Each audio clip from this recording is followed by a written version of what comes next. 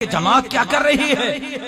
परसों 3-4 दिन पहले मैं कराची एयरपोर्ट से गुजर रहा था, तो मुझे फौजी ने कहा तलाशी लेनी है। मैंने कहा ले लें, बिस्मिल्लाह। हाजिर।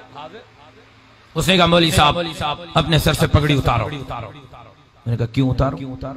तलाशी लेनी है। मैंने कहा सुन लो, ये तो तुम हो, तुम्हारा बाप अमेरिका भी मेरे सर से पगड़ी नहीं उतार सकता।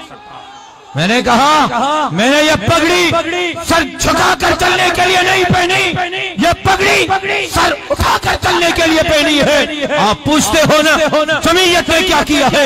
आज आपको बताने आया हूँ, आज आपको बेदार करने आया हूँ, आज आपके दिल के दरवाजे पर दस्तक देने के लिए आया हूँ। तो सुनो सुनो सुनो, अगर आज बेदार नहीं हुए, अगर आज आप नहीं उठे, अगर आज आप हमारी कुव्वत और बाजू और ताकत नहीं बने, अगर आज आपने मौलाना फजलुर रहमान का साथ नहीं दिया, सरकार दो आलम ने फरमाया मुसलमान गुनहगार हो सकता है, मुसलमान बेगैरत नहीं हो सकता।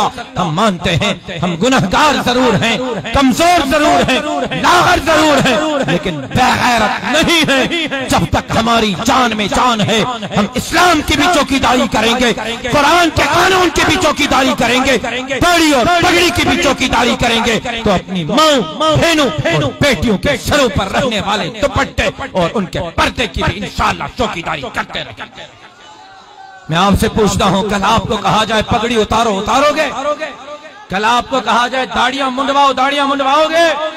कल आपको कहा जाए कि अपनी बीवी, बहन, बेटी और माँ के सर से दुपट्टा और पर्दा उतारो, क्या उतारोगे?